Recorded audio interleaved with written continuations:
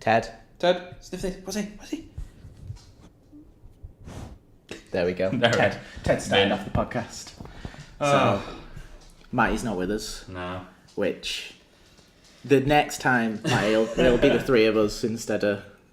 2 episodes. It's like when you watch a series and it's meant to be like everyone coming together, like Titans or whatever, where it takes like 5 episodes for everyone to be in the...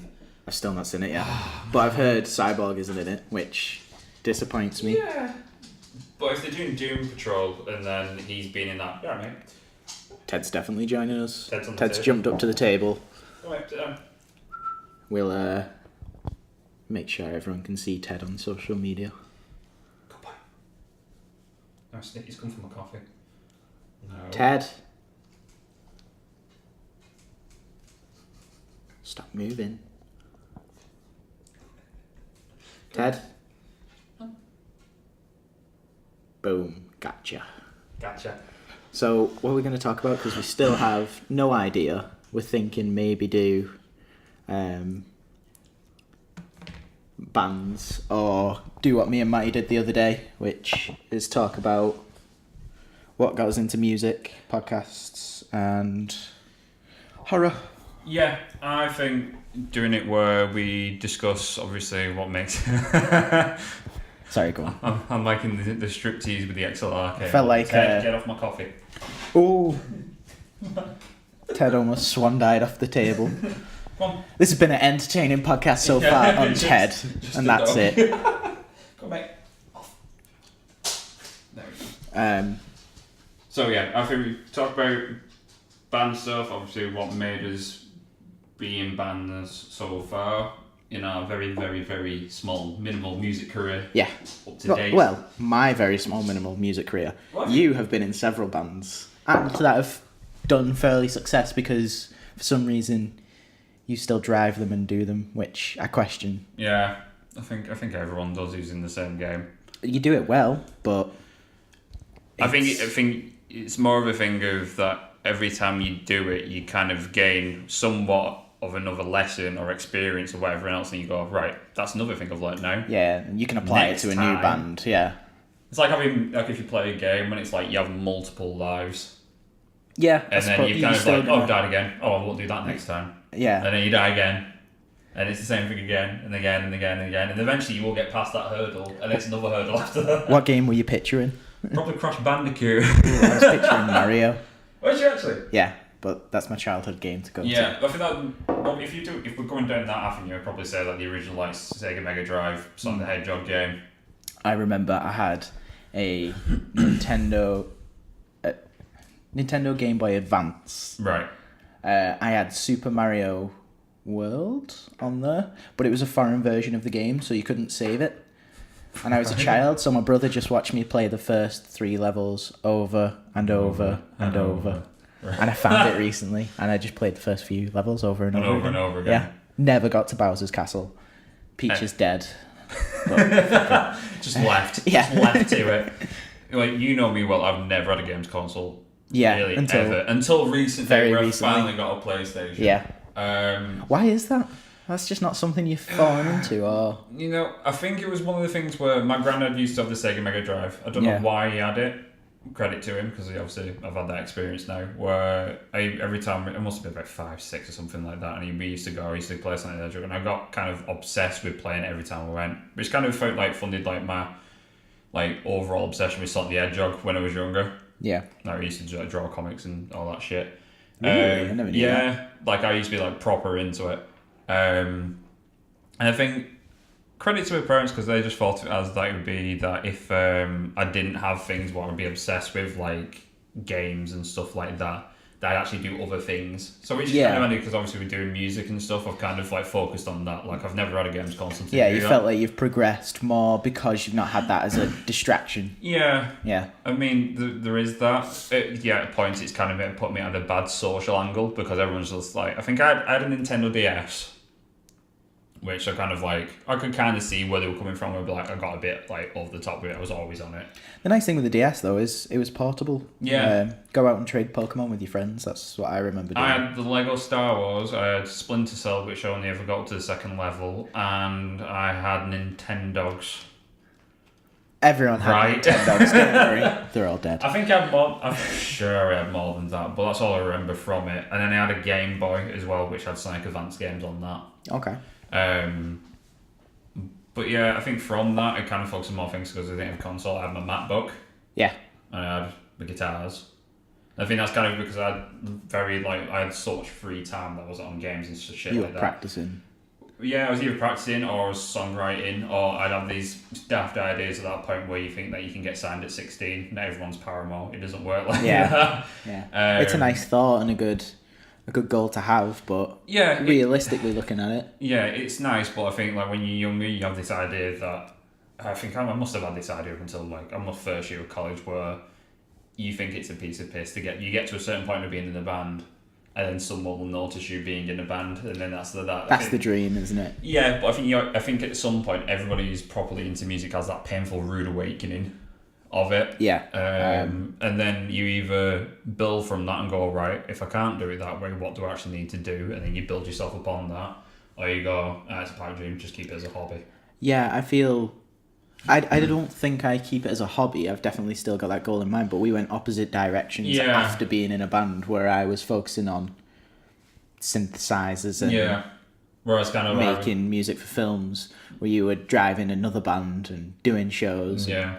For those who don't know, we were both in a band called Trapped in Autumn. Don't listen to it. It's terrible. Oh, don't do it. It was good. I had a lot of fun because that's my experience of actually being in a band that functioned well. Actually played some shows. In my opinion, from the previous band I've had. Yeah. I think I tried to do the whole thing where I tried to become like the Wigan version of Pete Wentz, where I try and help other bands like form and then be like, which I helped you did that. for me and a group of friends. Yeah. And that fell on its ass because Drowned in Atlantis. That was definitely a rip-off. Yeah. And everyone's a flake, so no one's reliable. No one's willing to put time in. Well, I think that's the experience that we learn over time, where you have it where I remember I read this ages ago, where in Duff McKagan's autobiography, which was based on Guns N' Roses. Yeah. He did his first autobiography. He had to call it like a filtering process, where you start your band, and there's a guarantee, probably like about 70% guarantee that by the end of it, you won't have like such and so many people in this band, and you'll have some people replaced because either people commit to it, if they find it's too much, they leave. That's pretty much how it is. Yeah, I've looked at bands like White Stripes, 21 Pilots, and I go, 2 of them, that's reliable. That's somewhat doable if you get someone committed, and I can see why they. Well, I mean, like we're good friends with Anave,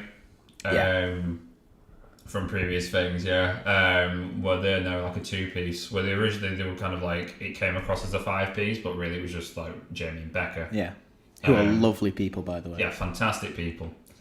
And yeah, I mean, there's less dependency on other people. There's like the whole too many cooks. Yeah, it can definitely ruin it. I've got friends involved in like just recording, and it's easy to meet up with them. But then when it's more than 2 of us, it becomes a struggle. Like we've similarly had with this podcast. Yeah. Because me and Matty managed to meet up. Unfortunately, we weren't available. Now me and you have managed to meet up. Unfortunately, Matty's not available. But it will happen. But it will, yeah. I think just to confuse everyone as well, we're all called Matt. So it's just Matt, and Matt. So I think at some point we're going to have to, we'll emphasise it with second names. So, I think this is the easier idea. I think this is Matty has to be Matty. Yeah, and I'm Lunn Pearson. I don't mind. But then we start mentioning about your older brother, who we also know, called Jay. Then he starts being like, we have to call him Jay and not Pearson. Yeah. Because at work, he's then called Pearson. Yeah, you do that regularly, calling people by surnames, which... I think it's just out of ease, because there's so many Matts. Yeah, there's so many Matts. Too many Matts, too many. Yeah, 3 Matts in a band. We've learned to distinguish ourselves. Yeah, and now 3 Matts for this podcast. It's not fun when we're done to do like PR for Oxbloods, and it's like interviews, and I don't think you want to notice this. So when you do like a webzine and things like that, these send you the questions to do it. Yeah, we had that for Trapped in Autumn, and it was as we were ending, so we didn't reply. So, sorry to whoever sent that. So we so you get sent it, and then it's a pain in the ass trying to like fill it all out. Because It's the same generic questions, which we appreciate because obviously if you're a new band, you're going to get them questions. The fact that anyone's going to ask those questions to you anyway, is a nice thing. Yeah, so you don't take it for granted. It's like, oh, people are actually taking interest in your band, and that's pretty much how it is. And you definitely have to clutch at that because that's going to be harder to go on as what you're obviously meaning there. It's just a strange one because you have to then, like, if you're not together, it's then, I have to then message the rest of the guys. Answer this question. And then it's like copy and paste from Facebook Messenger, put it into this email, and then you send it across. And then if they don't reply, it's like, I'll make it up for you. Which people do not reply. No. Because there's always someone in a band who's a flake, as we've just discussed. Yeah. So we should probably organise this a bit more rather than going onto a random like rant about bands and stuff. We should kind of talk through. Yeah. So I'm going to start with what made you want to be in bands? Ooh, I think I covered this on the Did you? last one. Yeah, but I'm going to tell you because if you don't know that about me, it was Slipknot, right? Which I think also got me into horror. Because they actually have a visual, and that's okay. It gets sad.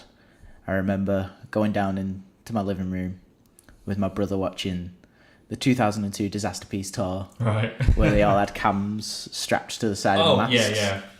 And I remember seeing Joey on the drums. And I was like, I want to do that. Yeah, that looks amazing.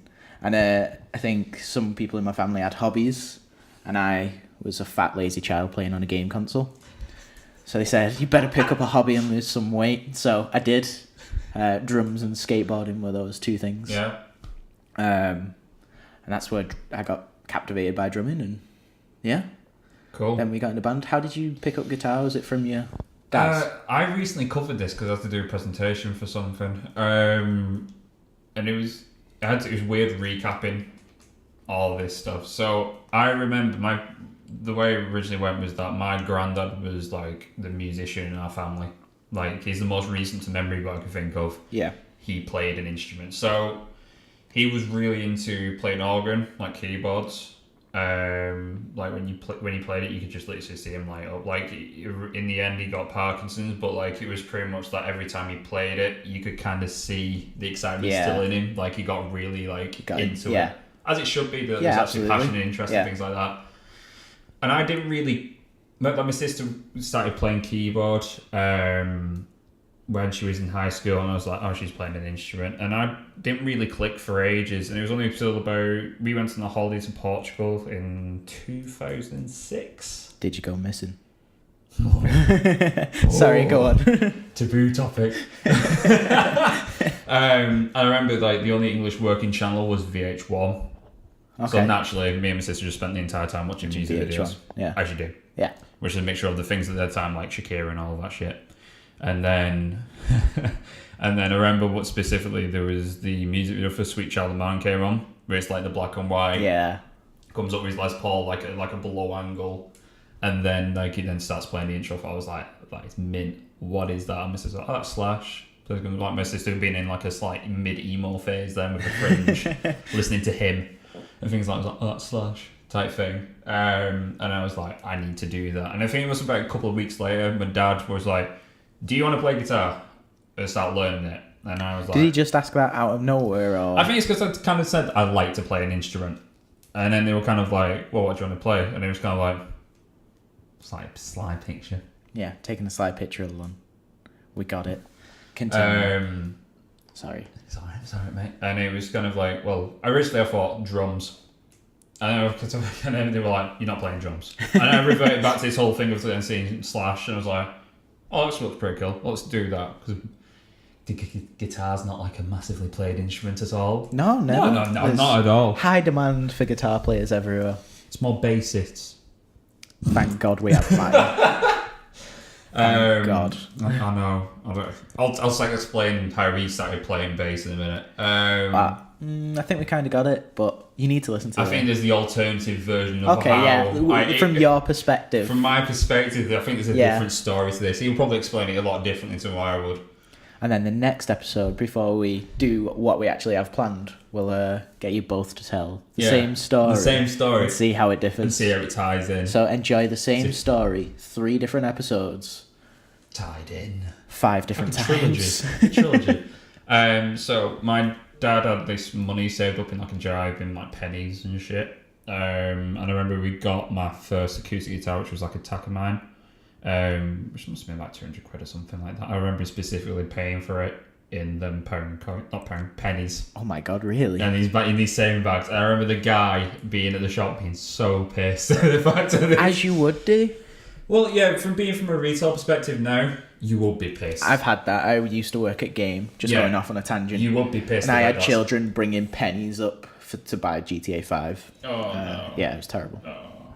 But at that point, I still find it hilarious the fact that my dad, this person who obviously is not strapped for cash, so he's just kind of like paid these little penny bags and passed them over, and he's like counting it. It must have took a good 20 minutes for him to sort this out.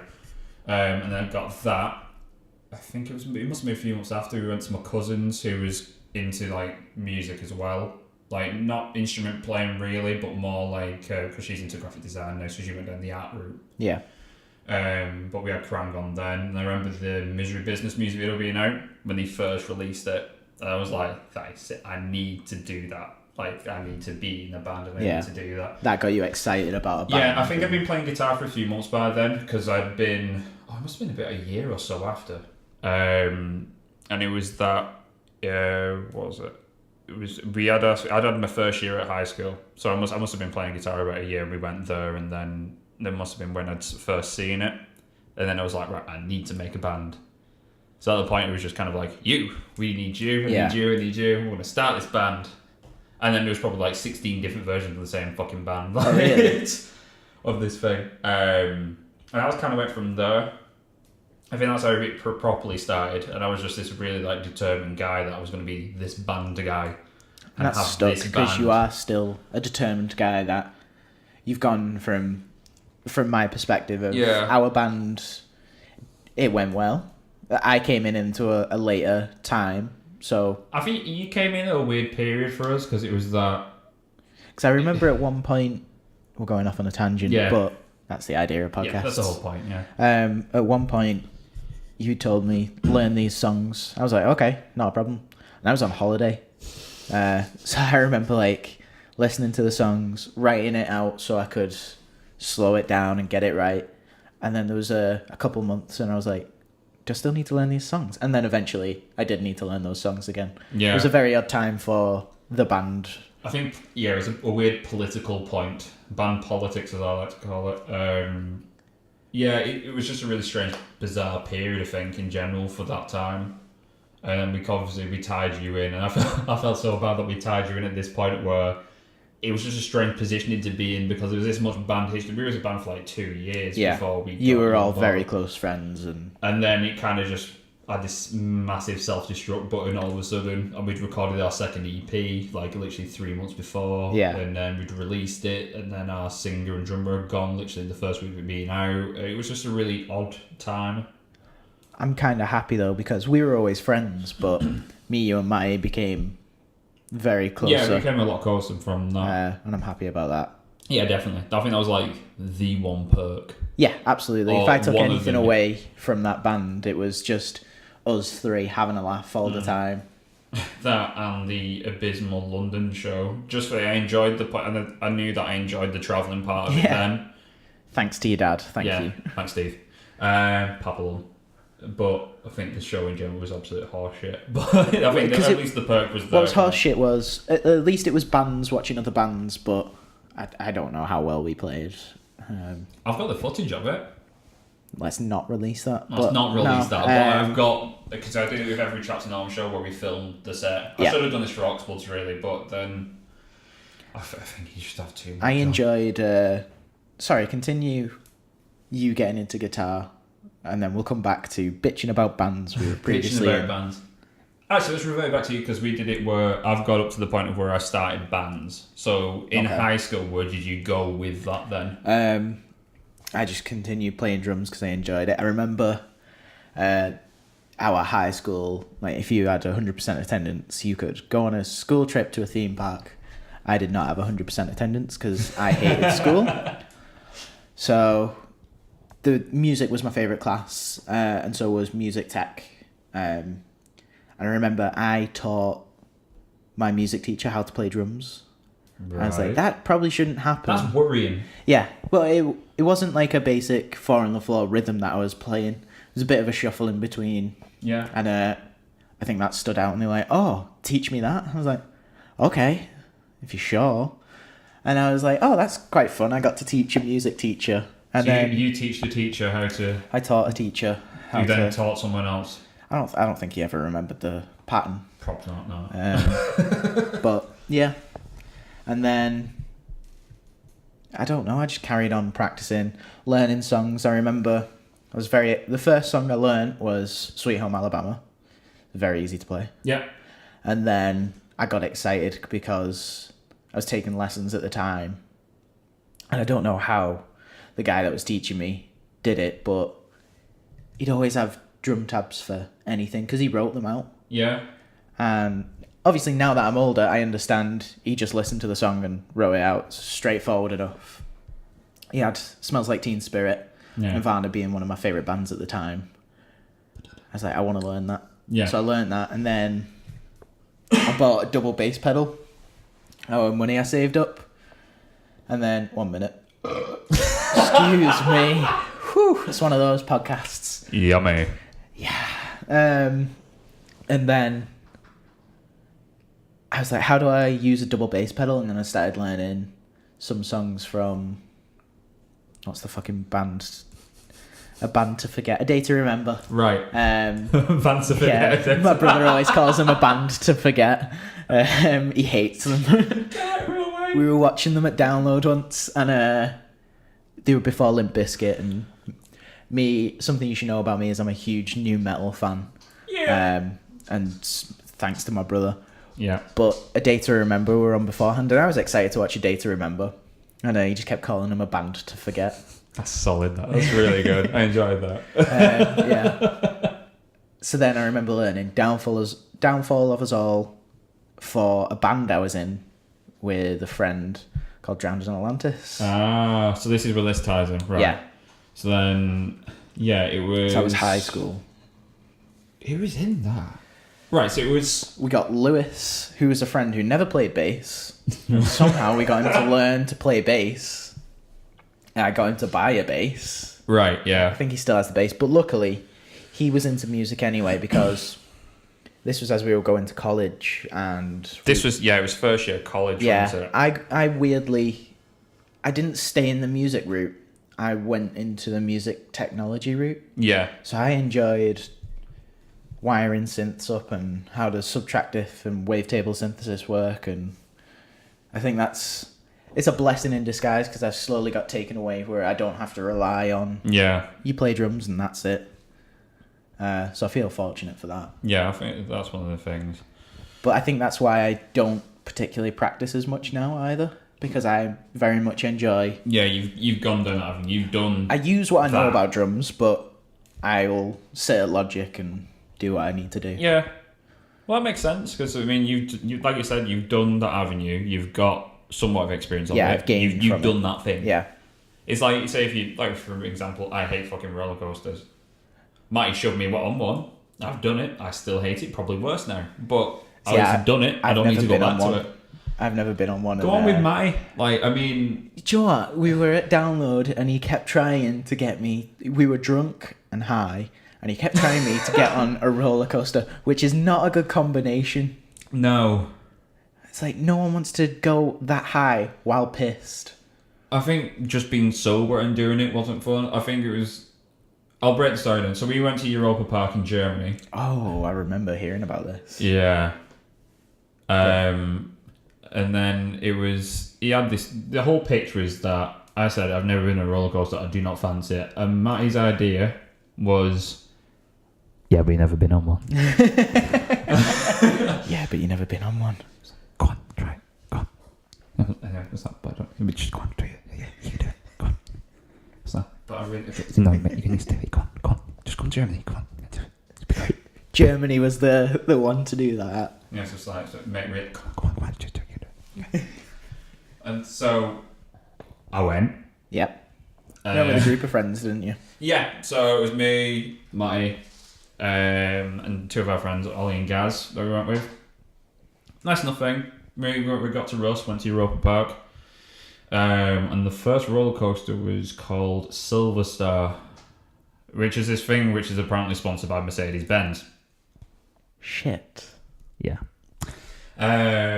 So I was fine. I was walking up to it. So I was in this queue. That's another thing. Queues to roller coaster are fucking ridiculous. Like, you get there, and then you stood there for a good hour waiting to get on this thing. Oh, Ted's on the move. Hello, Ted. Oh, he's down. Man down. Enjoy that audio. Man down. Man down. Got on it. I was alright. And then it starts moving. Still okay. But then these doors open to then go around this corner where you then begin your ascent. Okay. Up this giant thing. Yeah. And then you look at the height of it. I was like, no. I think the exact words were, oh, come on.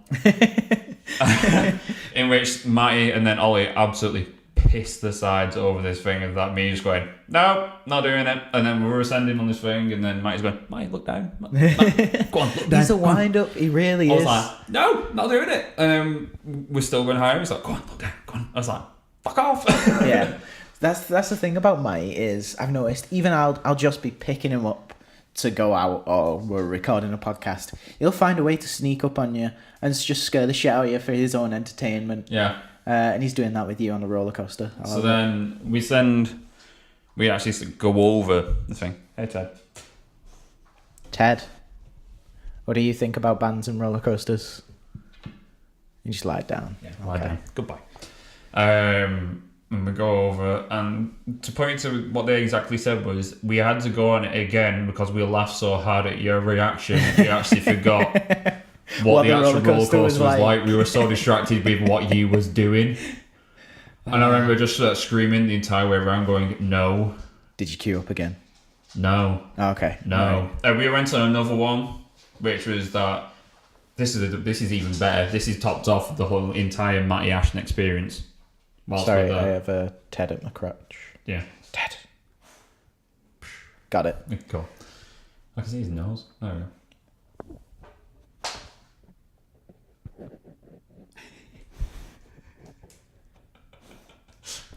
Ted was not amused. No.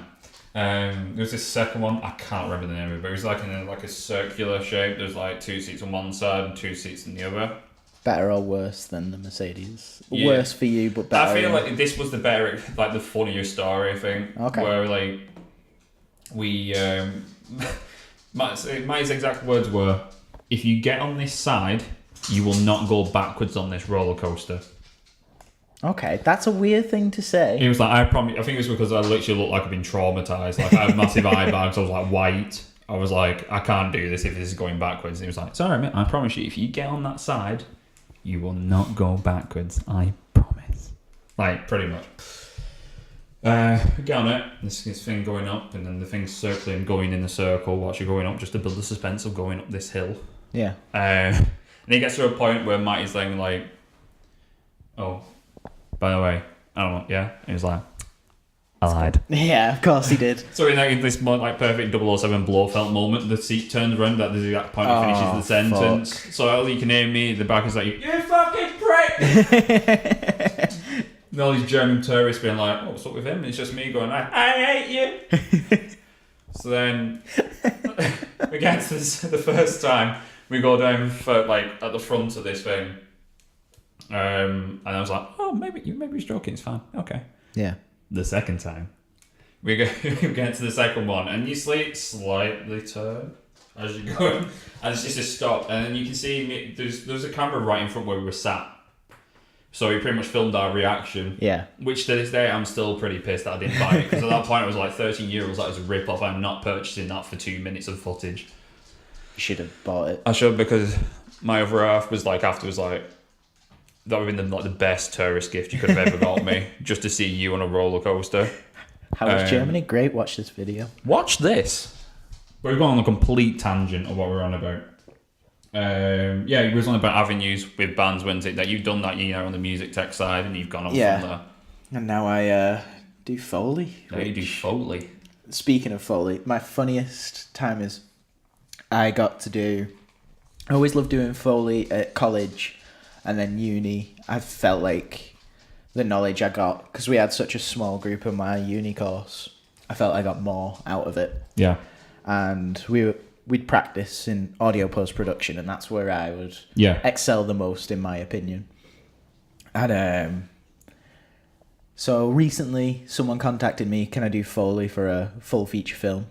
Yeah. Shitting myself, I just said yes straight away. Realised I am out of my depth and cannot do a full feature film, which, bear in mind, doing 5 minutes at uni took me 6 weeks. Yeah, it was the same 10 minutes when I was at uni as well. Yeah. I had so I didn't know how long I had. But in the middle of doing this Foley, there is a lady giving a gentleman a blowjob. And I have to make the sounds for it. Oh, no. So at this time, I'm in between houses as well. No. So I have this makeshift setup at my dad's house. I've got my Mac, my interface, and this shotgun microphone that I'm holding right now. And I've got to figure out, what does a blowjob sound like? Now, I know what a blowjob sounds like. However, I don't really pay attention to the audio when watching and receiving. So I had to I did some research. I watched porn. And I just started looking around the house, because if you don't know what Foley is, it's basically making the sound effects in a studio environment that you could not make, or the boom operator cannot capture on set. The best example is recording rain, because you're either opening a door, or if you run outside, you're getting your microphone wet. And I don't know if you know, but electricity and microphones Don't work. And water don't mix. So for rain, you record bacon being fried, breaking a bone is celery snapping, blah, blah, blah. Getting punched to a brutal extent is punching a cabbage or a lettuce. Yeah. Yeah, there's a lot of veg and fruit. Yeah, it tends to be, that seems to be the apparatus that you go with. So I went down that route of looking for fruit and veg. What the fuck? There is a huge coach that is just... reversing casually. 1 minute, I'm going to burp again. Okay. Ooh. I apologise. Give that a 5 or 6 out of 10. That's a mixture of Lunn's amazing coffee he made me and Iron Brew. Anyway, my dad has a fruit bowl, and I ring my dad and I go, "Hi, Dad. I don't know why I rang and asked this, by the way." I went, Right. "Hi, Dad. Can I borrow a grapefruit?" He went, "No, just fucking have a grapefruit. Why are you wasting my time with this phone call?" For some reason, I decided to emphasize it more and go, "I'm not eating it," which raises more questions. So I did. I chopped a grapefruit in half in front of a microphone. I'm fingering a grapefruit to get the, juicy sounds. And I do some mouth sounds as well, which I'm not going to perform now. Oh, no! But it worked. And that's what I do instead of playing drums now. I'm playing with grapefruits. I play with fruit and veg. I do attempt to make music as well, but that's been my funniest music tech thing. That's so probably far. I think the only other thing I can think of, like Foley or some sort of like sound effect, is when Matty, I don't know if he's ever explained this story to you, where we got like this task in college. It was like just make synths. Right, okay. Has he told you this? Or? No. Right, okay. So he got tasked with this. We both we was in separate classes. So I got like the aftermath of what he actually came up with. Yeah. I think I walked into whilst he was doing this. So he was like, I'm going to create a synth. And so his idea was to fart in a radiator. Wait, it's just so I can understand. I don't want to know the logistics of how he farted in a radiator. We'll get to that in a minute. Right. But in terms of making a synth, was it create a synth sound from just audio you capture so like and process it? Process it, Yeah, tweak okay, it, do whatever you want with it. So And that's the fun part where you can do weird stuff like yeah. almost break rules. Like I'll put distortion on you an had to audio. make sound effects just with the radiator. Oh, yeah, so it's a found sound sort of thing. You choose, Yeah. I'm using this object, and this object. Yeah. I'm going to make this with it. Yeah. Yeah. So that's pretty much how it went from. So then... Speaking of which, me and Matty spoke about Andrew Huang on the first podcast. That's his name. He does that stuff on YouTube and he's amazing at it.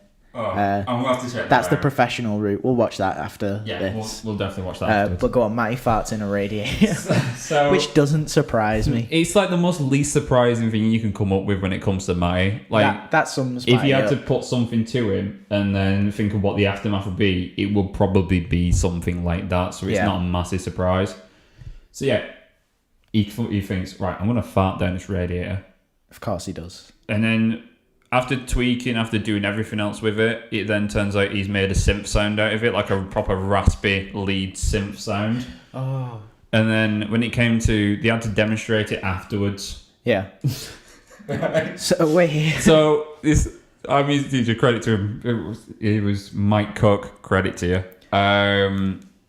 He was like, so this is the final sound of this thing. So he's obviously this. So did he make a song out of these found? No, it was just it's just make a synth. the Some synth. sounds. Okay. Right, okay. So then he's like, so here's the final thing. So he plays this synth. He's like, oh, it's great. So let's listen to the raw file record. Oh no. No. So for these speakers in like this classroom is then just the raw recording of Matty fighting down I love it. a radiator. That sums Matty up. Yeah. I don't think we've fully captured it yet. No. Hopefully when we're several episodes in, we'll probably get something daft yeah. like that, yeah. Because I remember it being back in Trapped in Autumn. We were recording in London. This is a bit all over the place with our timelines. But Yeah, God, gotcha. keep up, it's okay. I remember they were recording rhythm guitar, something like that. So we'd finished, and you were going to record next. Yeah. And we all really needed a poo. So we went and played Battle Shits, which was very fun. If you don't know what Battle Shits is, do you want to explain it? I'm not explaining it. It's just who makes the loudest plop. This is how we bonded in a band, by the way. Yeah. And then You're a tribe, it's fine. It's just how it works. there's no embarrassment. No. But I go on. remember later walking into the toilets and Matty was pissing at a urinal and he went, mate, watch this. And he pissed over the wall of the urinal next to him and it went straight in the urinal at the side of him. And to this day, I've thought about it regularly. It's amazing. That sums Matty up. Farting in a radiator and pissing over a urinal wall. He's got a natural talent, I think. I think that's the best way to go. Yeah. He's so funny. Right, I best fill the gap between you being at high school, coming up to Drowned in Atlantis. Ugh, yeah. So yeah, like I said before, I started wanting to be in bands. It must have been about when I was about 12. Yeah, from watching VH1 in Yeah. Portugal. So I thought, right, I'm just gonna got my electric guitar at the point, my beautiful Fender Strat, which you've seen on many occasions. So I started a band with Mark Randall. Shout out. A guy called Joe Ashcroft. I've not spoken to him in a very, very long time. Shout out. Gil? No. This Oh, was really? way before me and Ryan Gill started being friends. See, I don't even know this. And we started a band. And Matty? No. What the This is fuck? This is even before Matty started playing guitar. Jesus. Okay. So then I think it was a lad called Andreas who, I don't know if you ever met him. He moved away not long after, so that pretty much fell flat on its face. So it was a band that we did called Masters of Carnage. Worst name ever. There's been worse names. I don't think that's worse. That's Don't get me bad. wrong, but for like in the terms of names, when you think about Yeah. it just sounds like a very discount Metal Hammer band name. Masters of Carnage. Masters Yeah. of Carnage. So that was very short term. I don't know what the goal was there. I don't even think I discovered drop D tuning by that point, but tried playing in drop D. Or I think I fell like into drop D by accident. I thought, this sounds cool. I don't know what I'm doing, Yeah. but it sounds okay. So I did that. That went to shit. We started a band with Ollie Reed, shout out, who's an amazing guitarist. He definitely craps all over me, but he's moved into more classical guitar stuff than that now. Lauren Briley, and we started a band called Fade, which was like covering like Blink-182. What else did we cover? Rise Against. Nice. So it was that type of genre type Yeah. thing. I was like the rhythm guitarist because Ollie always played lead because he was definitely a better guitarist. He still is. This is where Matty comes into it. So Okay. I did music GCSE with Matty. Yeah. He hadn't fully decided what he was doing in terms of what instrument he was playing. He was playing guitar, he'd had some guitar lessons, but he was interested in music. So I had a band with no bassist. I kind of summoned it dawned upon me that there's not that many bassists. And that is a valuable thing I don't think we all appreciate. That's the thing. I think everyone needs to kind of learn upon that there's not that many bassists. For some reason, people don't want to learn bass because... I'll see why not. Like, I mean, it's the crucial part. Obviously, it's not... I just don't think people realise how important it is to a band. So, it was like, oh, we need a bassist. Have you ever played bass before? I was like, no, what's a bass? What's And a I was bass? like, well. It was like, it's kind of the same, but there's 4 strings. I thought it's easy to play. I was like, oh, that's cool. Look into it. I was like, oh, that's cool, man. Yeah. So then... He auditioned. Before you and Matty were best of friends? Me and Matty have been good friends for a long time by that point. So we've been probably really best buds. Guy love. The bromance. For probably about 13, 14 years now. So we've been mates for quite a while. Yeah. Then. But we hadn't kind of like, I'd always been that guitar guy. And that's how it'd always been. I was the dude who had his guitar in high school. Used to carry it around me all the time. Even if you weren't playing it. Even if we weren't playing it. Are you playing guitar today? No? Why have you brought it in? Just wanted to. Just bring it for the novelty. So no one gets it. So he tried out for Fade. Ollie was like, I think at that point he was just like, no, because I barely know him. I'm not interested in being in this band. I was like, oh, fuck you then. I'll start a band with him. Fair enough, yeah. So we started with Fifth Root. There we go. That's what I know. The Fifth Root is the full name of it, where it was me, Matt Ashton, Matt Randall, and very shortly lived Callum Bowie. Very, very shortly lived. After that, it was then a multitude between. It was always me, Mark, and Matty in it. Okay. And we had like 20 billion different singers. Like we had Adam Dickinson. Yeah, because I remember watching a gig once when people actually played music live. Yeah. There was somewhat of a regular night where we could go watch bands. Yeah. And I remember watching you, and they'd be like, okay, the singer's just got off the stage and gone for a drink. Well, why is this person on the stage? It was very much like, this next person's singing this with the Fifth Root. Yeah. Yeah. It was very much like a features band. Yeah, and it worked because it was very nice to... it was tight. It was a strange scenario. It was very like, we could never find a decent singer. So we kind of just kept like, you can be in this band. And then it'd be like, yeah, but I don't want to be in this band. So it's like, shit, we're not going to singer again. Yeah. And we've just agreed to these 3 gigs. So it was like, oh, we're going to have to cancel that again. Oh, okay. So it was kind of like we need the singer. We need a singer. We have another singer. That's always a struggle Yeah. in bands as well, as someone has to go, yeah, I'll sing. Yeah. So yeah, I think the most prominent ones was we had Adam Dickinson, who played the one show with us at the Cavern. Yeah. Which was great. He was, to refer to him, he has an amazing voice, but he just wasn't suited to what we was doing at that point. And then music like that point, I think you've not built upon it. Like you hadn't kind of expanded your music library that much then. So it was that we just wasn't ready to have that type of singer. Like we was looking for more like Alter Bridge, Blackstone Cherry type thing. Yeah. And it wasn't, we just hadn't expanded our musical universe just yet. Musical taste. Yeah, so he went, and then we eventually got Ryan Gill as another guitarist because we realised we need another guitarist. Yeah. Who was amazing. I miss playing with him. And then we got Adam Murphy singing for us, which was kind of like a fall off the cuff thing. We just suddenly decided, I remember that falling because you had an EP, didn't you? We hadn't even had an EP then. Oh, we really? recorded our first EP with Adam, but he hadn't been in the band that long at that point. Right, He must have been in the band about 4 months, and it was kind of like, right, we're doing this EP. Yeah. This EP had been prolonged for years upon years and had different titles and different artwork. And I think that's when you're younger, you just don't realise how you should like publish things. Like the way of promoting an EP and how to do all of that stuff.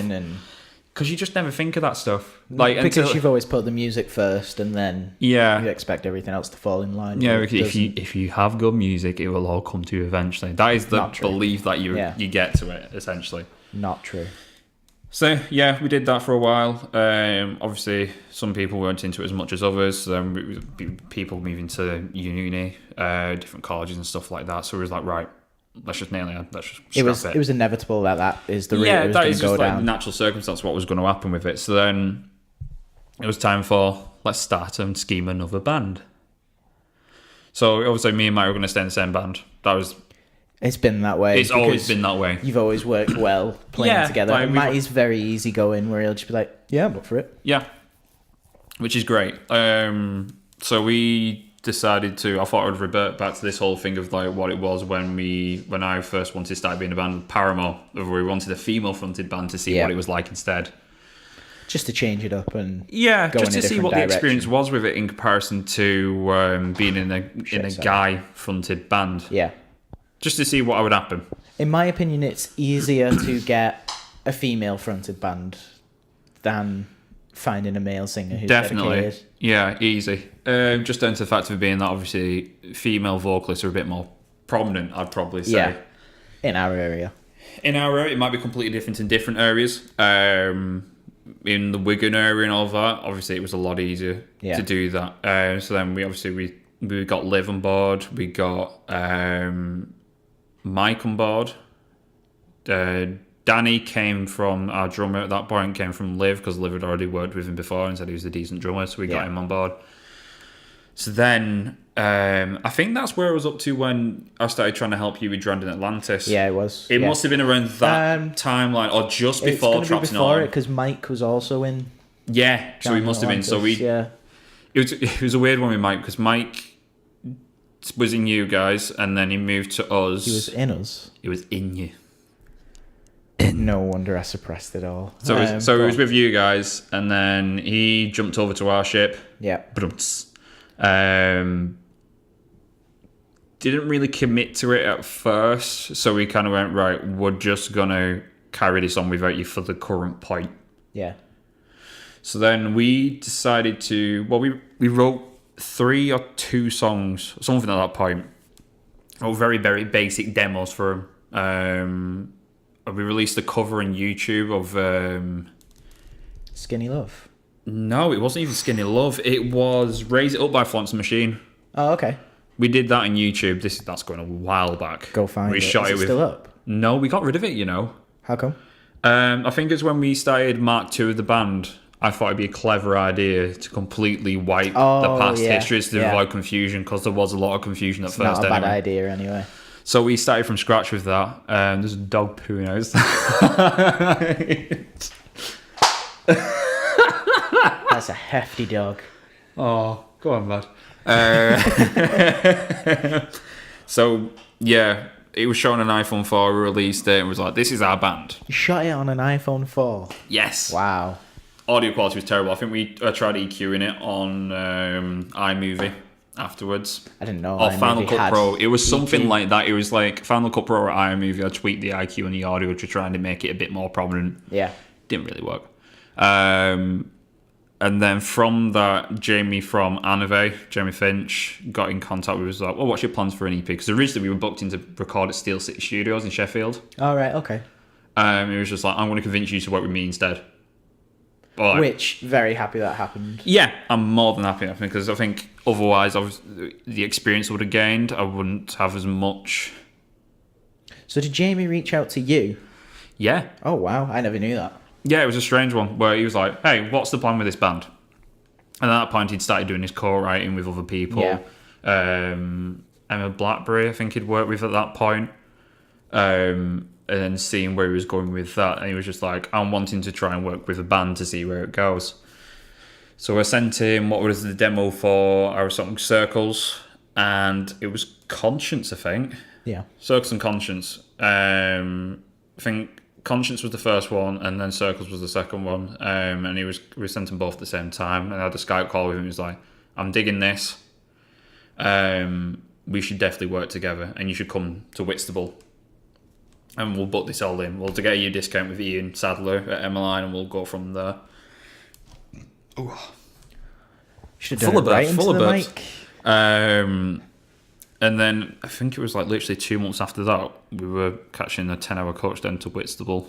Yeah, I remember that. And we didn't really think any of the accommodation through because we slept on the studio floor for 5 days. Yeah, I think that's a given because you can only just afford the discounted studio time. Yeah, we were determined. You don't mind. I was like, I want this quality product because this will get us noticed as being a serious band. Yeah. Well, that was the expectation anyway.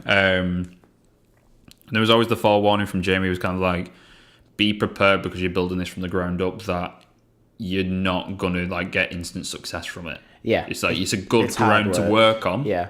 And it's good material to have, but don't get your hopes up that you're going to get a massive like reception from it, which is what we've kind of experienced now with Oxbloods, because obviously, again, you're building yourself from the ground up. There's only so much you can kind of do with it without, just getting your hopes up about it, because you are building it from the ground up. How you were supposed to get a reception from people who do not know about you. And by the way, Oxbloods is Matt and Matty's current band. So go follow them.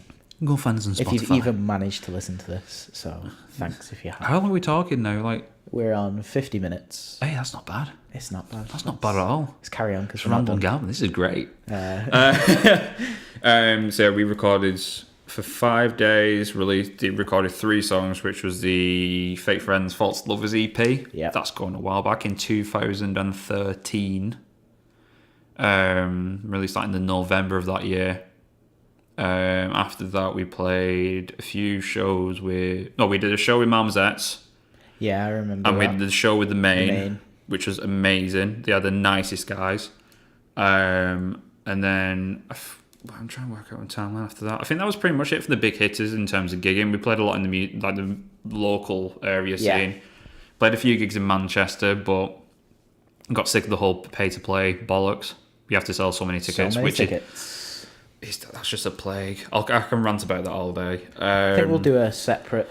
At some point, our episode ideas will come through, and one of them is going to be how-to on some stuff for a band, and I think... The should and shouldn'ts up to current point. Because obviously we'll just do themed ideas. Right now, it's a get to know why we like music and horror. And then we can go from there. Yeah.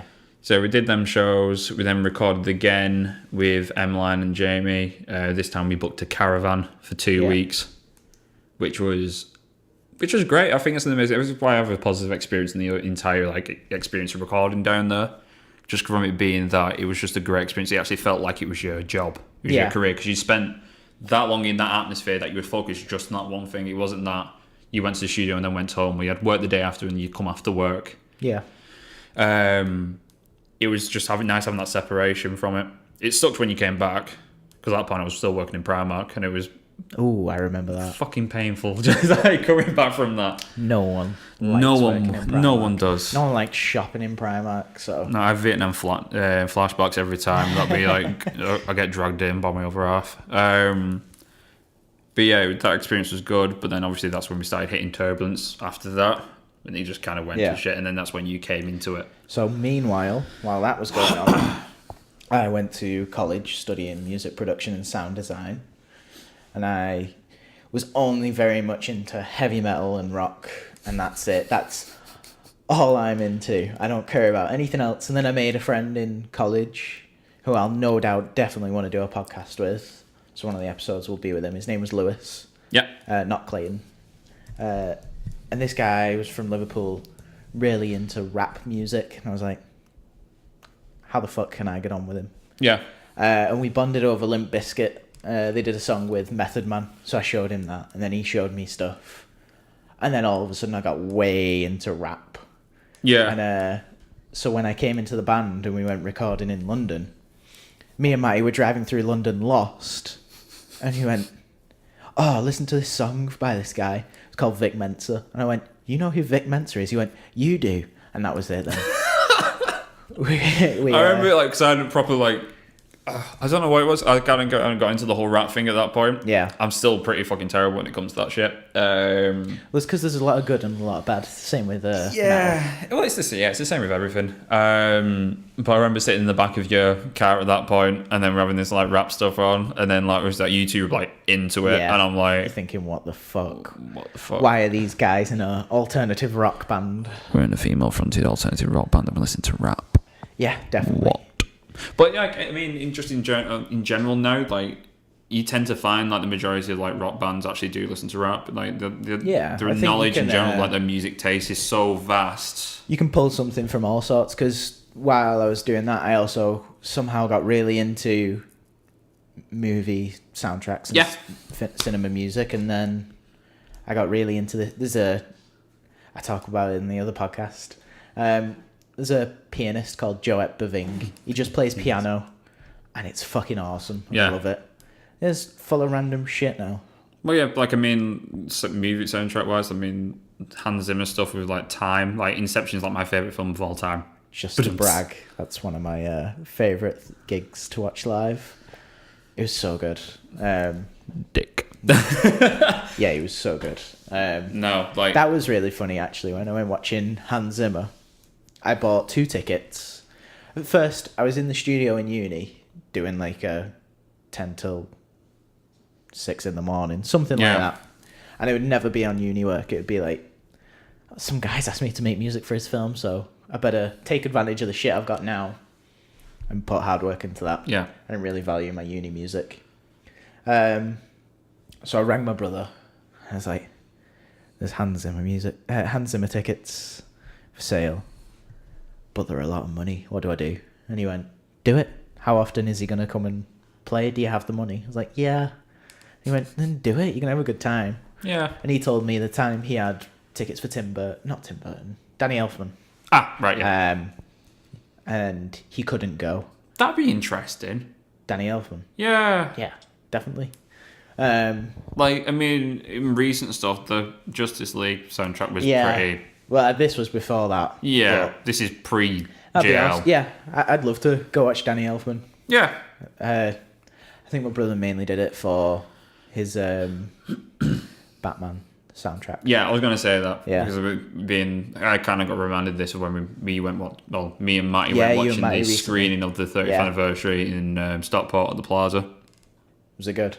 It was good. I mean, I hadn't watched it in a very, very long time. I think that's something we can definitely do another podcast on, because me and Matty also went watching the original Halloween. Yeah. In the cinema, so that's definitely a subject to go on about. Yeah, definitely. But yeah, so my brother persuaded me. I was like, okay. So I bought 2 tickets, planning on taking my brother. Yeah. So I won't tell him. Turns out my brother couldn't go because he was busy on that day. And I was like, fuck. I guess I'll just sell the tickets, or I'll go on my own. One of them. Anyway. Have you ever been to a gig by yourself? No, I don't. It is you weird. Haven't you? I did, but when I went reviewing Coed in Cambria, and I met the editor of Discovered at that point. Well, she still is the editor at that point. Still is at this minute. And she bailed literally 20 minutes into the gig. So she was like, I need to do something else. Gotta go. Bang. And it was like, right, fuck. It's just me at a gig. To review. By myself. Yeah, it's weird because you usually when you're at a gig, you kind of talking about how the experience is going so far. Like you talk about, oh, these sound great, or this sounds a bit weird, or whatever else. I think from a gig, what I'm used to, I'd have been fine with that. But this was the first time I was ever sat down at a gig watching a composer. So it's not like I can be sweaty in the mosh pit because you somehow make some random sweaty friend and he's shouting lyrics to you and you're like, yeah, great. Yeah. I can do this. This was oh. So anyway, I drag my friend Darren. I say, Darren. I know you're not into it. Do you want to come watch Hans Zimmer? It'll be different. He said, yeah. We went watching Hans Zimmer in Liverpool. And it was really good. Yeah. So we get to the arena and everyone is wearing suits and cocktail dresses. God. And me and Darren are wearing black skinny jeans and some fucking metal t-shirt. I was like, shit, what have I done? And Darren looks at me and goes, did we need to get dressed up for this? I went, I don't know. So we go to our entrance and then we see some guy dressed as Captain Jack Sparrow walk in and I go, oh, we're all right. Thank fuck for that. And it's just a handful group of people who really got dressed up for it. Yeah. That's how that happened. That's great. What were we talking about before? We were talking about Trapped in Autumn by the time I came in. Yeah, so that was what you was up to. Music. And right. So then Trapped in Autumn. And then we asked you to be a part of Trapped in Autumn. Yep. So I had to learn those songs again. Yeah. Do you know what? Recently I thought, do you know what? As a laugh, I'll try and remember some of the Trapped in Autumn stuff. The only thing I can properly remember is just the Lungs intro lead. Yeah. That's like the main thing. I can remember the lead to Conscience, but that's about it. I think that was very fun to write. Because writing was a bit weird. We got sent a demo and I was like, who did these drums? And it was you. Yeah. And the drums just didn't make sense to me because there's no repeat pattern. It was very different. So I think it was just like I'd input it and then quantize it, and then it was pretty much like, I'll see how it goes from there, and then whatever you want to do with it, you chuck whatever you want onto it. Was it always in 6/8? Yeah. Oh, okay. See, I never realised that until we were actually recording. I went, shit, is this in 6/8? Why am I playing triplets? I was like, I like it. It's okay. Yeah. Like, and as a drummer, I probably should have recognised that sooner, but fuck it. That's why I'm not a drummer now. Fuck's sake. Yeah, I'm a massive fan of 6/8. Like, I mean, it was fun to write in. Yeah, like there's a demo knocking around at the minute, like from when we first started Oxbloods. We still need to use it. It probably won't happen anytime soon, but it's in the back burner that we need to do something with it because it is a good song. But the idea originally came from me liking 6/8 was from Aldbridge, the song Blackbird. Yeah, I know it. Yeah, so that was in 6/8, and I was like, that's a really cool like rhythm to it. It's a nice flow through the song. So every once in a while, I decide to do that. So Amethyst was one from the second Trapped in Autumn EP, where I was like, this is fun. I enjoyed playing in 6/8. So I was like, right, again, let's try Lungs, which was the one we did together. In 6/8. In 6/8 and see how that goes. And it was great. To this day, I still feel like it was very, very rushed when we wrote it. So I was kind of like... Yeah, we had 2 days. You could do 2 or 3 days? I think it was 2 in the studio, 3 at... 3 in total. 1 at Antonio's gaff on the last day, and then 2 at a studio that he rents out. To which we sang on the 3rd day and just mainly did vocals. Yeah. And I remember bonding with Jamie because we spoke about comics and we cuddled watching Big Hero 6 for the first time. Yeah, and I watched the entire seasons of Parks and Recreation. Yeah. Yeah. Which was like... Why not? I don't know, I was proper antisocial on the last day. I think it got to the point where it was just like, I just need to be on my own. We were getting fed up with certain people in the band. Yeah. And just, obviously, when you're with people that often, you've not left the side. Yeah. I think it just grates you after a bit. So it was kind of like, right, I just need to have my own space now. Yeah, which is understandable. So yeah, we released that. We only did 2 shows, which is... Yeah, it's a shame, but I'm happy we got experience played Sound Control. I don't think I'd played Sound Control before then. No, I hadn't. So that was one of the first at least gigs. I finally chipped that off before it. Obviously, it's been knocked down now. That was the first gig I played in Manchester, and I had nervous farts. And I was a bit sad because everyone went Archie's, and I was like, no, I'll just stick to my nervous farts, thank you. Oh, shit myself. Yeah, like, I do not deal with nerves very well. Fuck it. But that's something we always had a laugh about. And then and then we did the show in London. Right, the long story of that is that we got asked, I can't remember the guy's name. Shout out to that guy. Yeah, to that guy. And he went, do you want to play this show with us? It was a band called Dirt at that point. I'm pretty sure, it's certain they were called Dirt or something like that. They were like, do you want to play this place in London? You do not need to bring people to it. On the message, he put, there is at least going to be 320 people there. Sold. We were like, we are on it. We was going to do it because of that. And the next thing was then we need to work out how to get there. Yep.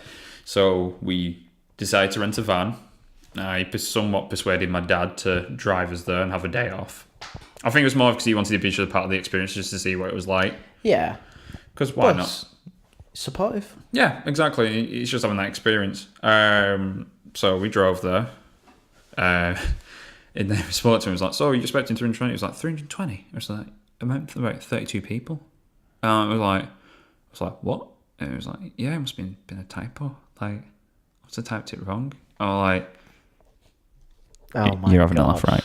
See, I didn't know that because before then, as an outsider coming into the band, both me and Emma, I felt like I don't want to step on anyone's toes if this is your thing, doing the emails and stuff. It was very hard to, but eventually I got into the social media of it. Yeah, you did our Twitter and Instagram, was it? Or did we both? I think we both did Instagram and we did Instagram stories because I managed to play with one hand. So sometimes I would. Yeah, because it was then because I was doing the. Well, if we told a little bit, I was doing the writing mainly. I was doing the social media. I was doing the emails. Because as we said, Matty's laid back. So he'd be like, yeah, whatever. I was like, yeah, I'm fine with that. Yeah. Which, nothing wrong with that. There's nothing wrong with that, having them type of people in the band. Do need more than one person to be pushing the band. Yeah. So, yeah, 32. I never knew that, so I've just found that out. Yeah. So they was like, yeah, we were expecting about 32 people. In honest truth, I think there was about 6 extra people to what there was in comparison to actual band members from other bands. Yeah, we were just playing to other bands, and half the time, other bands weren't really watching us. Funny facts, I got offered to join Adelphia after that. I heard about that. Yeah, so it was like literally a week after. He was like, hey man. I was like, I think it was the singer or something like that. And he was like, hey, how's it going? And do you know when you have the messages like on Facebook where you know that it's itching towards something? It's too random to just be a conversation. It's like, hey, how are you? Yeah. Hey man, how's it going? It's like, oh, it's great. How's things? Been up to much? How's the band? It's like, oh yeah, great. And then I was like, I'm going to leave this now, just do a really short reply and just see what gets said next. And it was just like, so we're looking for a guitarist. And it was just like, we enjoyed, obviously, that you move about. Stage at that point, I wasn't that much of a maniac, I don't think. Like, was there a part of you that was like, yeah, maybe? I'd think about it if I were you. Yeah, I did some serious thinking about it. Because it was like, 1, it's a bigger fan base. Yeah. 2, obviously, it's a higher chance of obviously getting somewhere. But then the downside of that was, 1, I wasn't in a band with Matty, and that was like my one thing of that. Our number one rule is that I'm always going to be in a band with him, no matter what. It's the bromance. Whatever he does, he's coming with me. That is just the full agreement of it. Yeah. So it was that, and then the whole thing of, well, how much of an opinion would I get in songwriting? Oh, okay. That was another thing for me. Yeah, because that's important for you. And 3rd, like, traveling, I think it was traveling to Birmingham or something like that for like practice. Birmingham. I remember one of our friends was talking to a girl from Birmingham. And we were trying to put him off, and we went, he's just a turn off. Imagine that. Imagine, oh Matt, your dick's amazing. Like, it doesn't work. No, thank you. Sorry, that's my. So we have a cuddle afterwards. Your dick is amazing. Nah. Plague the place. I'm sorry, plague it. No. Anyway, songwriting. So not having eventually I went, yeah, thank you, but no. And they didn't take it well that I said no. So I was just like, well, that's probably a better idea then, because that kind of shows what type of person you are. A little unprofessional. Yeah. So what did we do? We then, it was a massive delay between us actually like we recorded Lungs, but then 7 months later we released Lungs. Down to a music video. But I remember we had some like. I'm not going to name him because we had a laugh. No, we're not going to name him. But it went a little south. I sort of kicked off and sort of tried to have a foot in the thing. Yeah. But we rented cabs. We rented orange cabs for this first music video shoot. That's right. There was more than one because some files apparently disappeared in Thinner, and we. Yeah. Who edited them didn't back them up and blah blah blah. Yes. So but I remember we were returning those cabs, and we only had 2 cars in the band. Well, it's because I impulsively thought, Joe, what? The band's getting to that point now. I'm going to buy an orange 4x12 with an orange head, which I'd always wanted because obviously Jamie from Alvey had an orange. I was like, I love the sound of them. I'm going to get that. We played with an orange when, I think it was the backline for the men played the AD30s. There we go. Oh, we'll just randomly jump through. I was like, why is there so much room in Lunn's voice? It's because the mic was getting further and further and further away. So anyway, so they played with AD30s when we played with them. Yeah. So I was like, I'm going to get that. Little did I think about the whole other thing of that, if I want to use this in a music video, I didn't drive at that point. Yeah.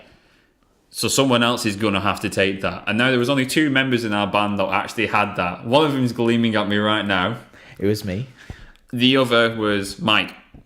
I think my cab ended up going with him in his Corsa, and then you had whatever was in yours. I think we used the same cab for... Yeah.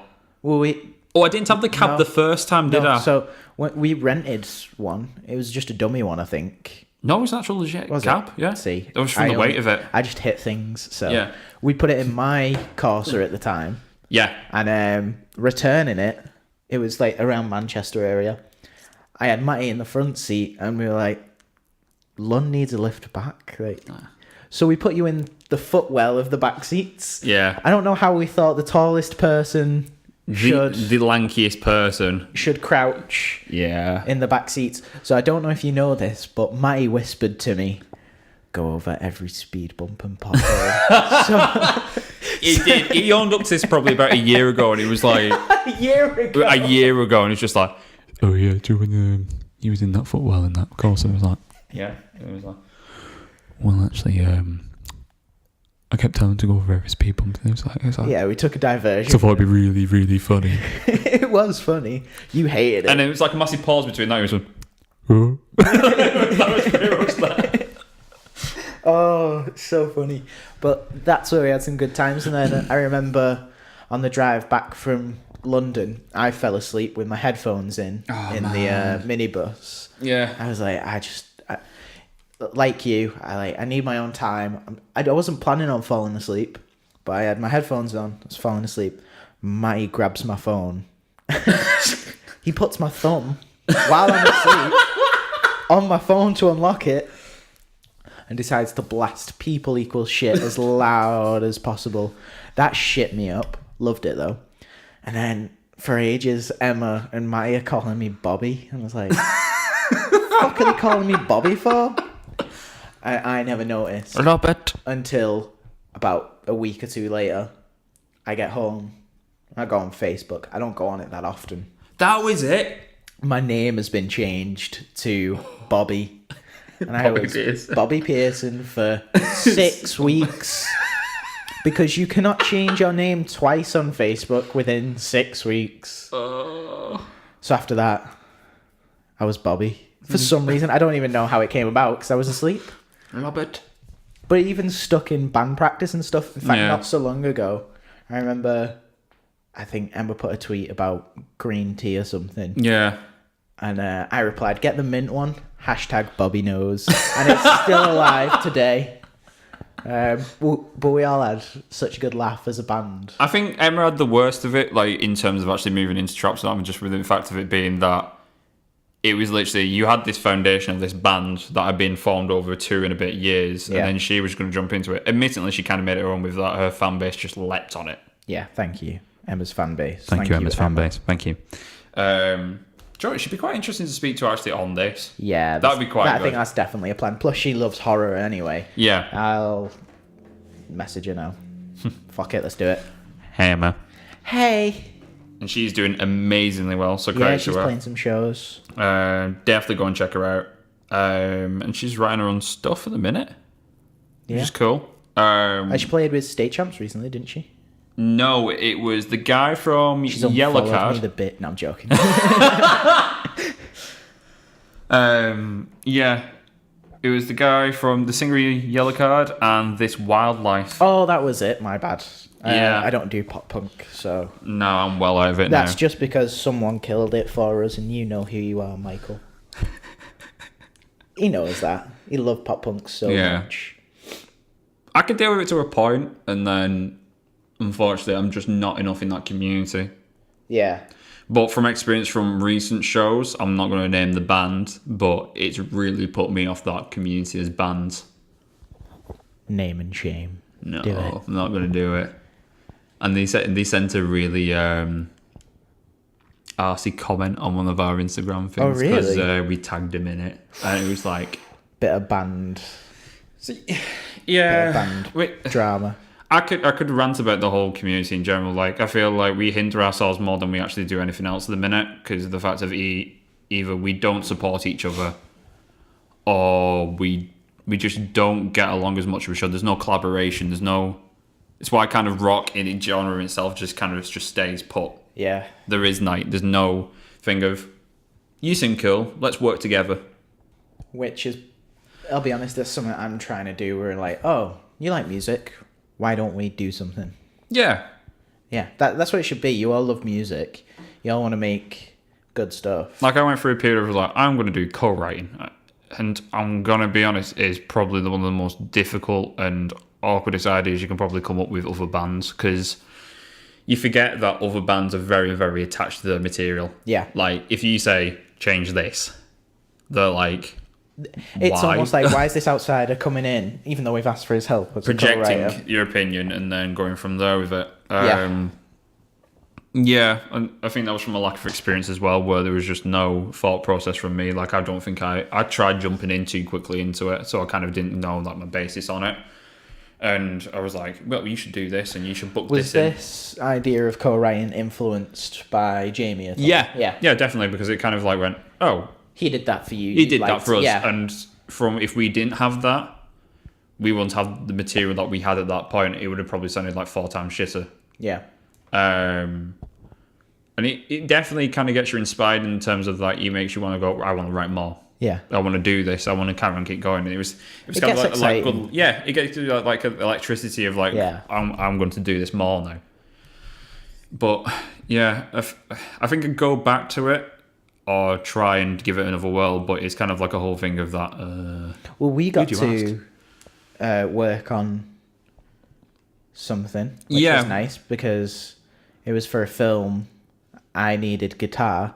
I don't know if you've been listening to the past hour of this podcast. I do not play guitar. So I got really hyped. I got really hyped off Hans Zimmer, because what he would do is sample all his friends, and rather than the friends getting annoyed, oh, you're sampling me, you're ruining a guitarist, it was like, no, I'm going to work with you on this. And well, the whole Johnny Marr thing with the Inception soundtrack. Absolutely. So I was like, Lunn, let's do it. Let's go. And we did it for a film called Together Apart, which you're about to find out is never coming out. What? Because... seriously? Yeah, I emailed him. I've been emailing the guy for a long time. I met him on Reddit, so... You know, there's a bond there. Reddit. So I asked him, you know, he went a bit quiet. And meanwhile, I've been doing this feature film. Here it is. I wish I had good news for you, but unfortunately, it looks like we're out of the film business. We had far too many people fall short on obligations that hindered the post-production and any of our films, and it got to be too expensive.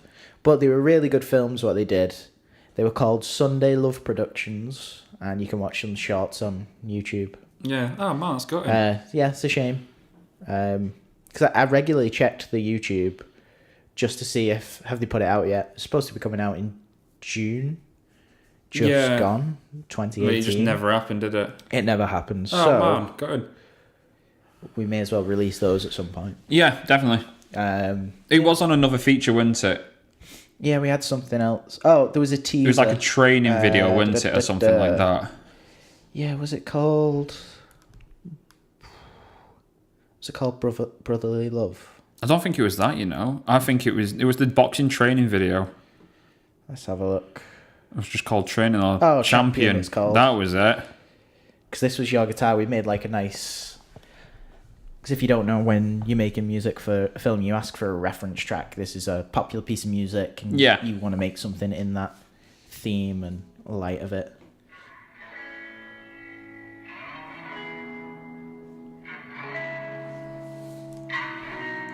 I've not heard that in ages.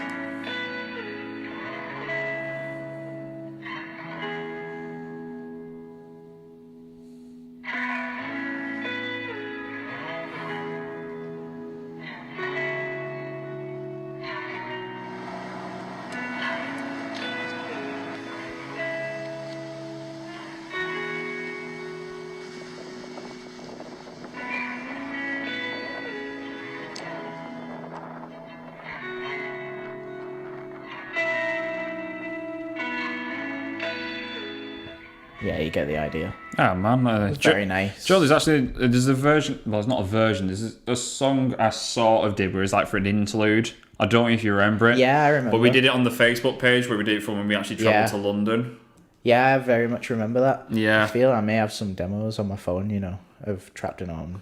Do you actually? Yeah. Oh, man. Because there was times we would record, and we recorded at your place at the time, and we went and grabbed Emma to do demo vocals, and let's have a look. Long time ago. Because that's what we were just speaking about before we started recording. I was very sad of the fact we couldn't record 2 of our songs that we wrote in practice and I felt were very solid.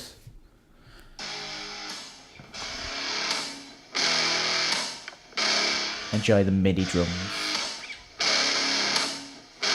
Is this your gaff we did this? Yeah.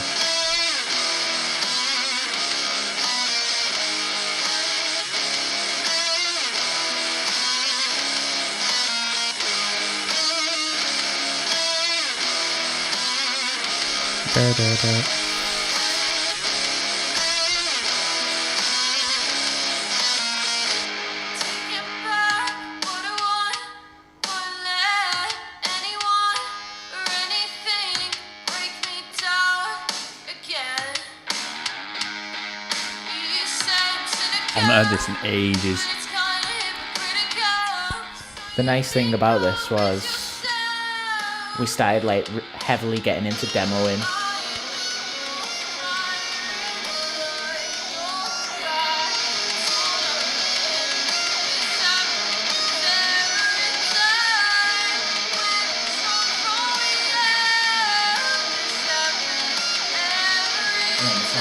Yeah.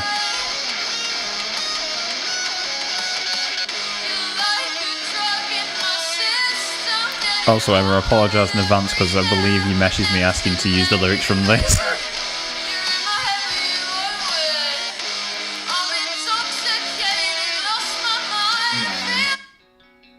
I love this one.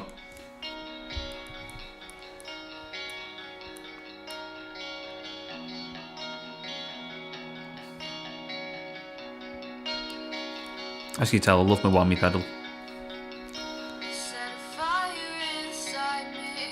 It was very early Paramore, 2005 Paramore. Definitely. Yeah. Do you know, these have all been very much ruined for me. Because I was dating a girl at one point. I knew her outside of... Yeah, I knew her from school. Right. It wasn't some random fan. And she would bug me for these demos. Oh, no. It just got very cringy and... Sorry if you're listening. You're probably not. But yeah, that was bad. But she full on asked for it. Send me lyrics, and she'd go, "Do you recognise those lyrics?" No, you should. They're your band. Which we were broken up at the time, and I was. She didn't get us a tattoo, stuff. Did she? Please tell me. No, thank God. Right, okay. She asked if we had posters. She was my age as well. She's a grown adult. Yeah, that was bad.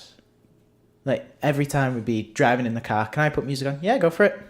Oh, Our song, and I don't know if you know this, but we don't listen to ourselves. Although I've just played 2 or 3 songs. Yeah, but I've not heard that in a go. What? We're in 2019 now. We did that in 2016. These are at all least unreleased, never heard, and I think they're half decent.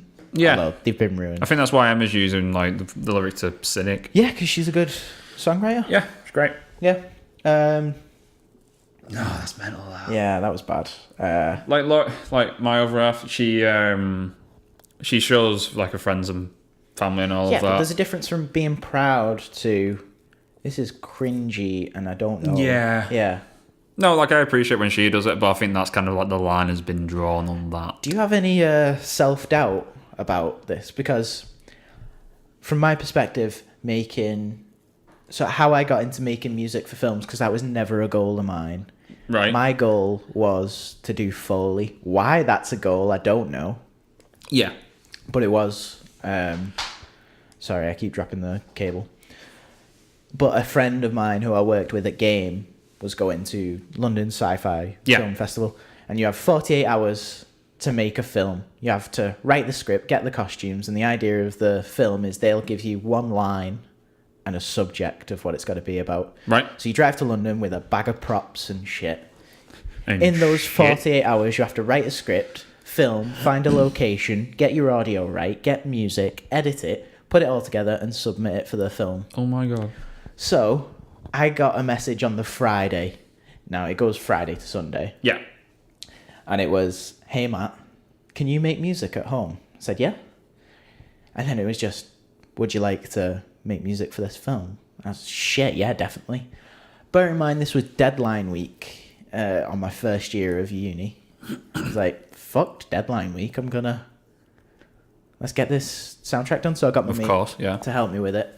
And we made a really nice piece of music. I wonder if I can find it. And then that's how that happened. And I was like, oh, this is really fun. I'm going to do it more often. And I do have it. Oh, man. Oh, shit, I remember this.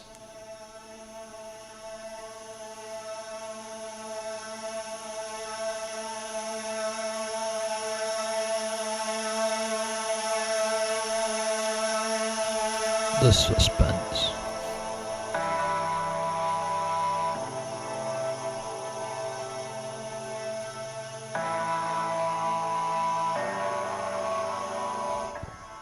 Yeah. Yeah, I remember when you started doing this stuff, I was like, oh, that's a proper tangent on what we were doing. Yeah, like, that's how I went the complete opposite direction. Why am I telling you why I got into this? We were talking about self-doubt, weren't we? Oh, yeah, but I regularly go, what's the point? And I am quite pessimistic anyway. Yeah. But I'll be making something on my LP1 or on Logic and I go, what's the point? It's pointless. Because I think it depends what mindset you're in. Like, I go through, like, I'm a walking narcissist at some points. And then the rest of the time, I'm like, no, I can do this. And then if someone's like, you can't do it, I'm like, well, fuck you, I'm going to do it. I'm going to, like, prove you wrong. Yeah. I think that's more the stubbornness in me that comes out. I feel like it was when we departed from version 1 of Traps in Autumn and then went to Mark 2, the whole thing that kind of drove it was like Iron Man. My unbelievable stubbornnness just to kind of be like, well, screw you. You might think you've actually like proper like hindered us from leaving and all that stuff. But I'm going to prove you that we can still keep going. And then by next like 4 months, you'll be surprised on where we are with it. Yeah. See, if something isn't out and done, I get very on edge and like, like I feel like I'm not progressing. And I had this talk with Matty before we were doing the podcast. Like, this podcast I've been looking into doing since last June. Yeah, this is like been a long time. I heavily planned it while working nights at Starbucks. Yeah. Which was terrible. The bonus was, on my break, I got to play on my LP1. And now this little pocket sampler. Yeah. And after that, I got very annoyed with the idea. Oh God, Lunn's taking a photo. I don't like looking at photos, but the idea was. Thank you. Thank you for that sound effect. Yeah, enjoy. Sample that. Oh, let me sample it. Oh man. Yeah. So. Wait, we're gonna sample something right now. You ready? Ready? 3, 2, 1.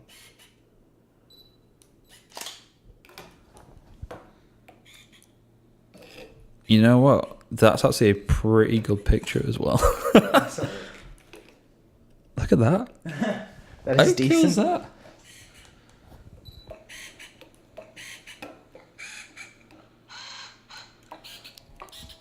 What I'm playing with is... That's amazing. The Teenage Engineering's Pocket Sampler, which is very fun. I'll probably definitely do an episode on just these little portable synthesizers I've become fascinated with. Yeah. And we sort of have an intro idea. Should I play the intro idea? No, I think we should leave the suspense. So when we get to episode 3 and it just starts with this random thing. Hopefully all of them start with it anyway. Oh yeah, so like, probably by the time that we've by the time that we've probably finished and finalised and edited all this stuff, then obviously they'll have it right at the beginning. Yeah, but the idea is this podcast was going for a long time, and I hate relying on other people because you just end up waiting, from my experience, and they're not as excited as you are for it because it's your original idea. And Oh, that was a good one. How many times have I burped in this podcast? You must be rocking about the third or fourth time now. I apologise. I think that's just an overall fear, isn't it, when you do anything. Yeah. But there's the issue of obviously being by yourself, that you have this issue where you're very closed in, and you're very isolated to your own idea, which is kind of why I like writing with people. Yeah.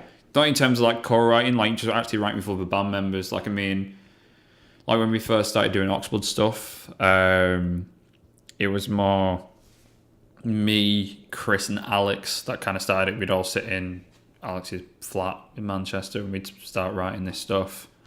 There's a good couple, well, there's a handful of different songs that we've never used because either it's just sounded too much like other bands that we were kind of referring to. Yeah, that's what happens. Or it just sounded very filler, so we'd bin it off, or we'd do a version 2 of it where it'd sound better from there.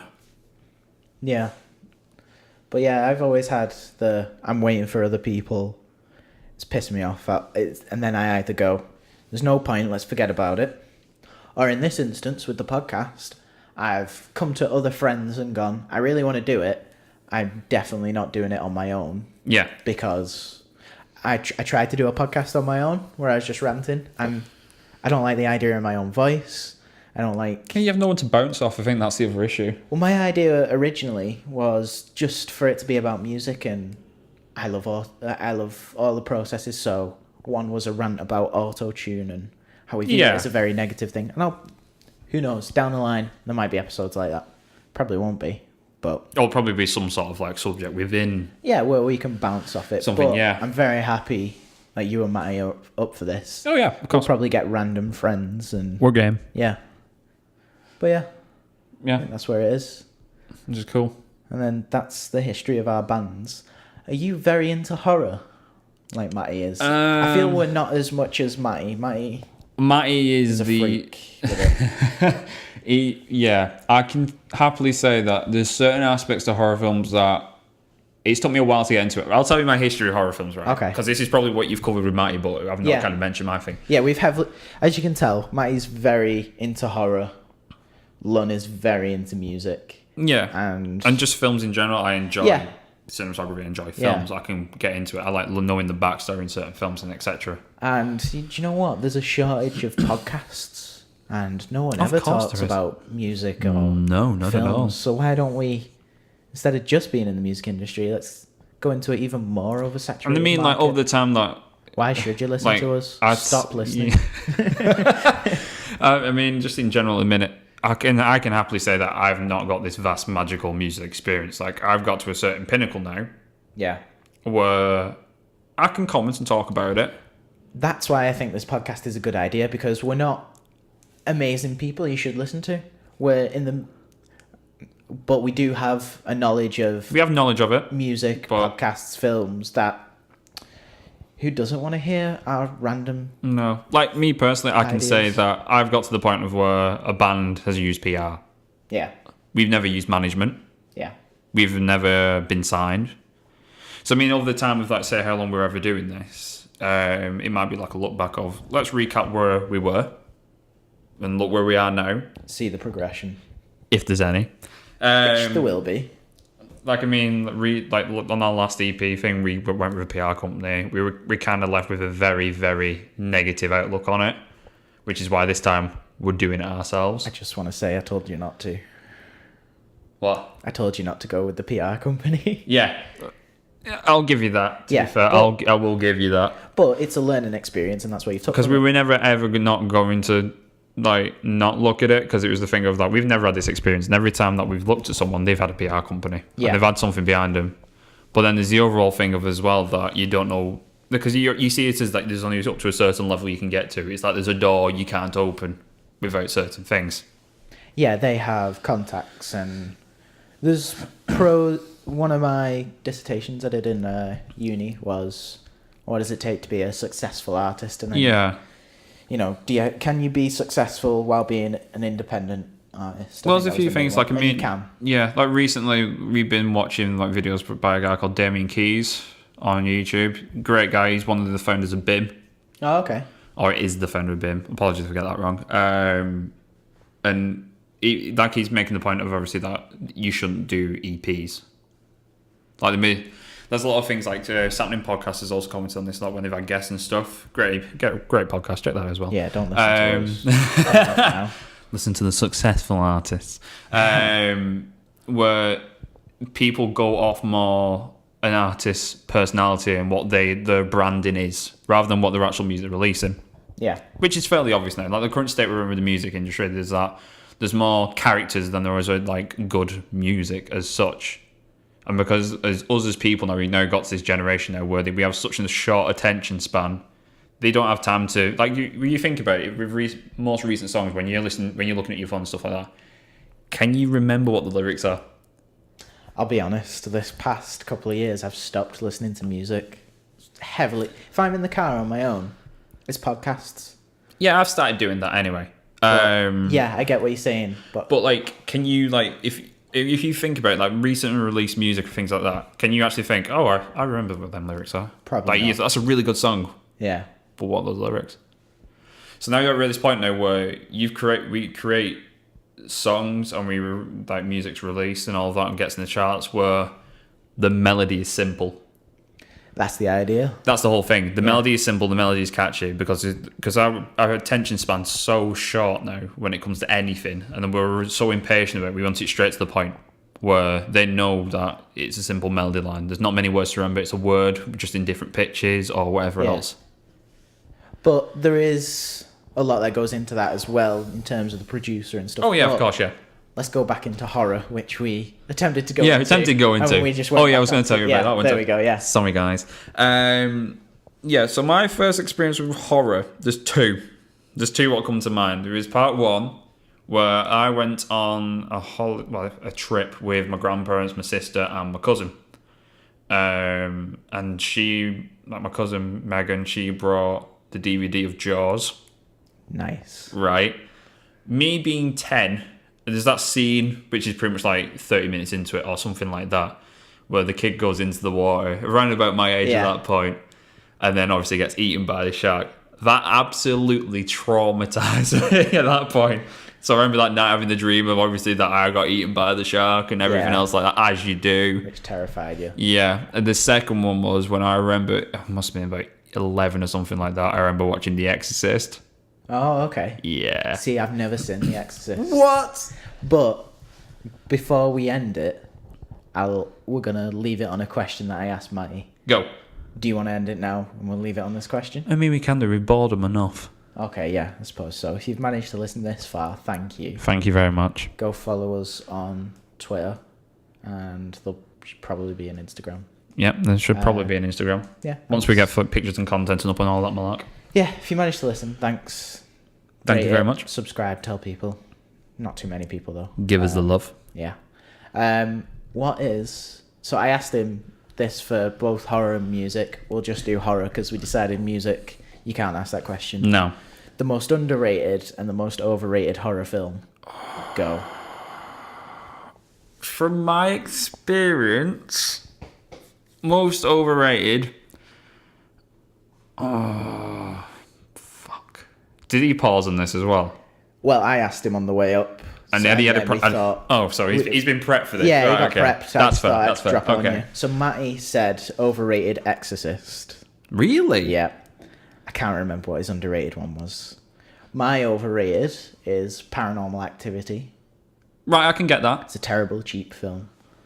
Because it just uses compression of audio to make you jump. Because, you know, it's loud. Watch a horror film on mute. That's not going to scare you.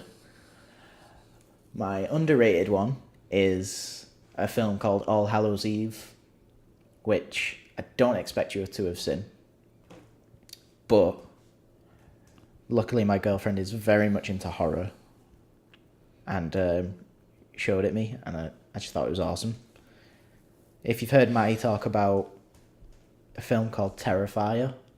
Yeah, I've seen scenes. The clown's in it. This is right. The original Is one. this the original thing then? Right, okay. If the internet will work. Come on, but internet. Fogger is terrible. Okay, so I'm going to go with overrated Saw.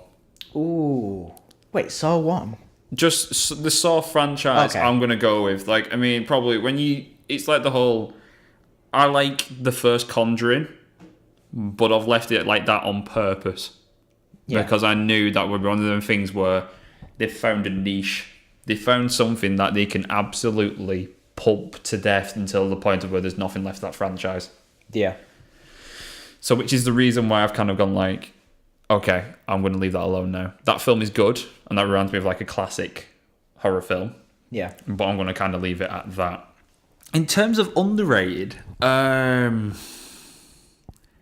you know, I don't know. Okay. I'm going to leave it at that because I'm actually not sure. I might think about it, and if there is something that comes up, then I can probably go with that. Think about it. Next episode, we'll hopefully have both Matt and Matty and myself. Yeah. And we'll go around and start with those questions because the next episode, we should hopefully be doing a commentary on something. Yeah. What's your favourite horror film? Favourite horror film? You know this. Nightmare on Elm Street. I know it, but... Just for Freddy. Is it just because of how well Freddy is? And not that. The thing that's attracted me to the whole Nightmare on Elm Street stuff, which was pretty much like... I'm a massive fan of Inception anyway, but the whole dreams thing is just... The concept is amazing. When you think of like... You've got your typical slasher films and all of that, and you've got ones where it's just like, oh, they're at a camping lodge. How nice. Yeah. Log cabins. All that malark. Oh, look, they're being stabbed. Or the person who gets the boobs out. And things like that. It's... That's the clown from All Hallows. Yeah, I remember. Because there's a thing where there's the jukebox or something like that. Seeing one of them Terrifier, I think it is, or something like that. Yeah, it is. We're going to watch that as well soon. Cool. So, yeah. There's the whole thing that attracts me is that Wes Craven was a genius. An absolute genius. I think that's something I appreciate because I'm doing sort of a project that I can't really say anything about. Yeah. And I was trying to think of like, what's the scariest thing in real life? And it's a fucking child molester because he preys on innocent people. How do we make that even creepier? Oh, let's give him supernatural powers where he can only go into children's dreams. Yeah. And let's make him... Well, it wasn't even a thing... Like, the reboot, it was a child molester. In the original ones, it was just a child murderer. And that's pretty much as far as they went with it. Yeah, I suppose so. I feel like when they did the reboot, they thought, let's try and make it really fucked up. Let's just try and push the boat and do it something like that. That's the one thing you're most terrified of as if you were a parent. Thank God we're not. Yeah. Yeah, that's terrifying for all parents. I think it's the whole concept of that you can't escape it. Like, you can literally... There is no way you can't not sleep. Yeah, exactly. So eventually, it's like literally like if you're on like an icy hill and something like at the bottom, and you're going to keep sliding down it, you can keep trying to get up it, and you're going to keep going down and down and down and down and down until you eventually get to it. But yeah, I think that's the whole thing with it. Okay. What did Matty say for underrated? I can't remember. Completely forget. It'll be something really weird. Yeah, it's Matty. My favourite horror film is The Shining. Oh, good choice. Now, what I like about it is, although Stephen King hates it, because it's not announced on the book. Yeah. I feel you slowly go crazy watching it with Jack Torrance. I think that's the only thing I kicked me. We didn't go watching when there was the re-release in the cinemas. Yeah. But he actually made the trailer like shit scary. Like, it was actually like proper like, oh, that's actually quite creepy. I seen on IMDb they are making something called, I think it's Dr. Sleep. I don't know. I'm going to check it. It's after The Shining. Oh, right. Following Danny Torrance. Oh. Which I think's interesting. Oh, that'd be interesting. Yeah. I'm excited to watch that. Yeah. But I think next episode we're also going to talk about films we're excited to come out. Yeah. This year. Because I am really excited about a film called Us. That's out this month. Hey, Georgie. Oh, yeah, it too. I love the first one. Don't you poke back. Yeah, let's leave it there. Yeah, cool. Thanks. Thank you very much for listening if you got through all of this. Yeah. Let us know if you did, just so we can have some reason to carry on and boost our ego. Yep, of course.